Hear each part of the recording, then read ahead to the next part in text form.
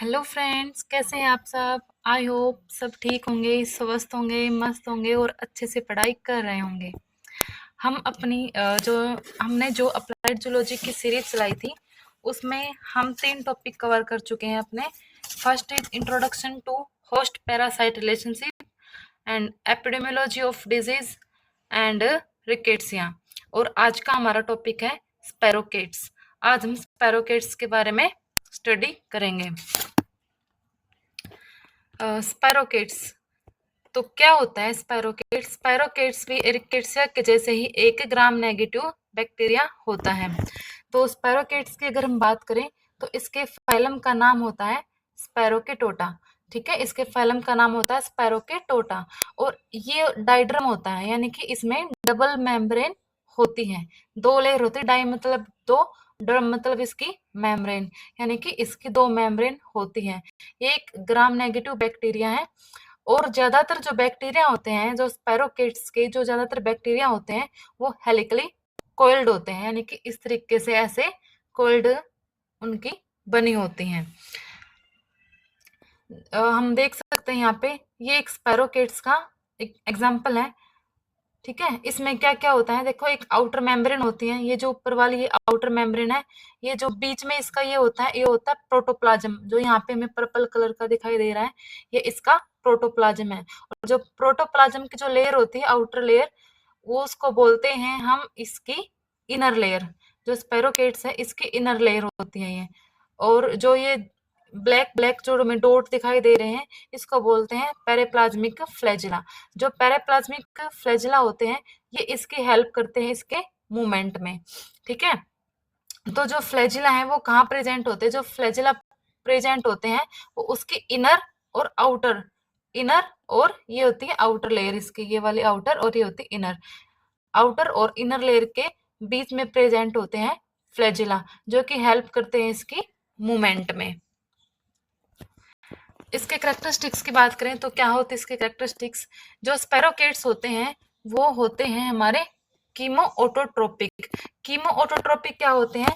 Chemo autotrophic होते हैं कि ये जो अपनी एनर्जी लेते हैं वो इनऑर्गेनिक सब्सटेंसेस से लेते हैं।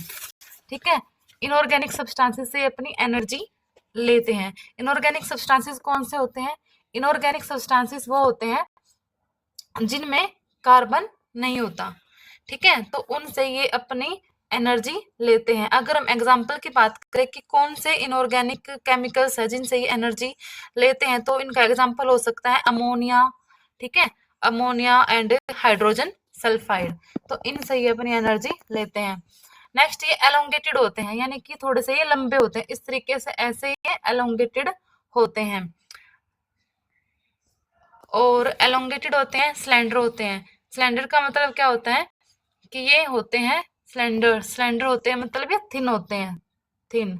अगर इनकी शेप की बात करें तो सिलेंड्रिकल शेप मतलब ऐसे स्पाइरल शेप इसकी होती है, और ये स्लेंडर यानी कि ये थिन होते हैं।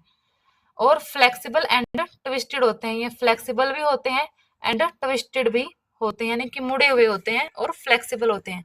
ग्राम नेगेटिव ये होते हैं। मोटाइल ऑर्गेनिजम्स है। मोटाइल ऑर्गेनिजम्स क्यों होते हैं? क्योंकि इनके अंदर फ्लैजिला होता है।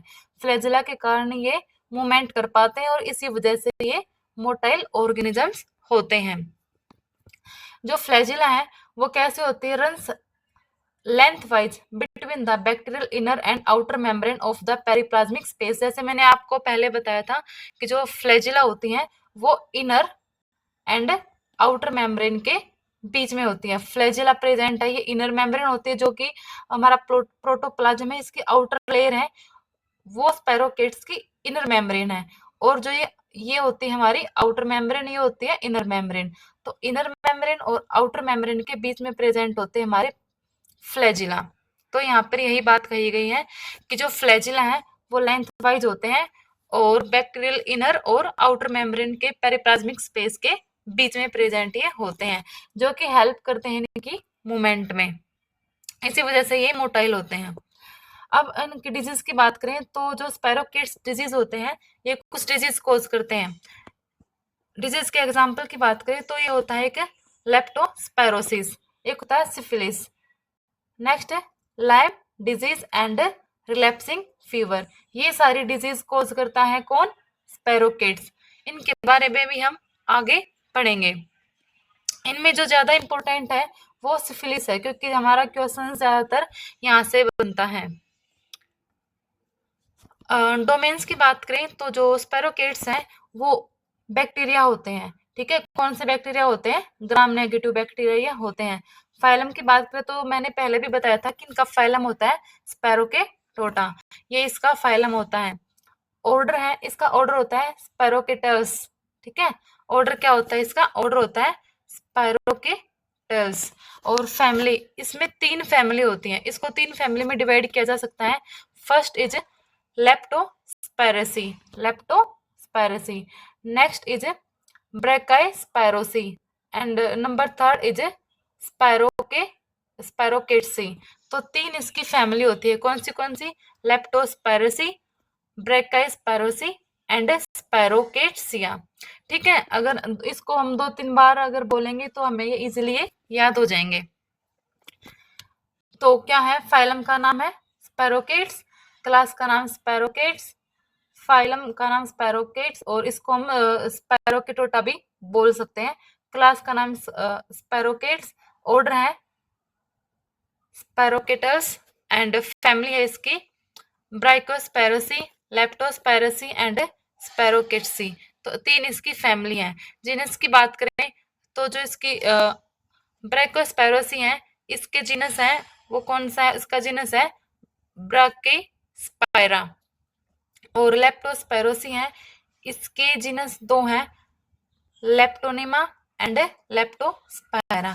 और स्पैरोकेसी है, इसमें से हमें याद रखना है, एक तो ये याद रखना है और एक लेप्टोनिमा याद रखना है और एक याद रखना है बोरिला एंड ट्रेपोनिमा। ये हमें याद रखने, क्योंकि इंपॉर्टेंट ये होते हैं। इतने सारे हम याद नहीं रख सकते, अगर हम ये याद रख लेते हैं तो वो मोर देन इनफ है। तो यहाँ पे इसको ही डिस्ट्रीब्यूट किया गया है कि ऑर्डर जो स्पैरोकेटल्स है उसकी 3 फैमिली होती है। कौन सी? स्पैरोकेट्सिया, ब्रैकास्पैरा एंड लेप्टोस्पैरेसिया। तो फैमिली है, तो जो हमारी फैमिली है स्पैरोकेट्सिया, ये 2 में डिवाइड है। कौन सी? Treponema and borrelia. जो ट्रेपोनिमा है वो एनरोबिक है, नॉट हुक्ड। एनरोबिक कौन से? जो रेस्पिरेशन करते हैं विदाउट ऑक्सीजन। ठीक है, इनको ऑक्सीजन की जरूरत नहीं होती। और जो बोरेला है वो भी एनरोबिक है, यानी कि इनको भी O2 की जरूरत नहीं होती। नॉट हुक्ड, ये दोनों के दोनों कैसे हमारे नॉट हुक्ड होते, यानी कि इनमें कोई भी हुक्ड प्रेजेंट नहीं होता। लेप्टोस्पायरा है, लेप्टोस्पायरा ओब्लिगेट, ये होते हैं हमारे एरोबिक्स, यानी कि इनको रेस्पिरेशन के लिए O2 की रिक्वायरमेंट होती है। एंड हुक्ड, यानी कि इनके ऊपर हुक्ड प्रेजेंट होते हैं। हम अब इनका डिफरेंस देखेंगे कि ट्रेपोनिमा, बोरिला और लेप्टोस्पेरा, इनमें क्या डिफरेंस है। ठीक है, मैंने बता तो दिया कि जो ये 2 हैं ट्रेपोनिमा और बोरेलिया, ये हमारे किस में आते हैं? ये आते हैं हमारे स्पायरोकेट्सिया में आते हैं। और जो हमारा लेप्टोस्पायरा है वो हमारा किस में आता है? वो हमारी फैमिली में आता है, लेप्टोस्पायरेसी फैमिली के अंदर आता है।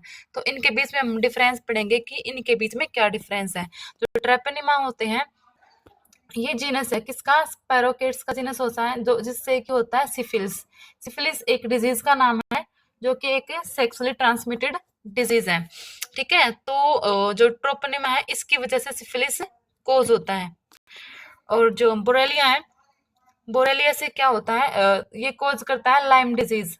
लाइम डिजीज कोज करता है कौन? बोरेलिया। एंड रिलैप्सिंग फीवर, जब मैंने डिजीज के नाम आपको पहले बता दिया था, सिफिलिस का भी बताया था, लाइम डिजीज का एंड रिलैप्सिंग फीवर का भी बताया था।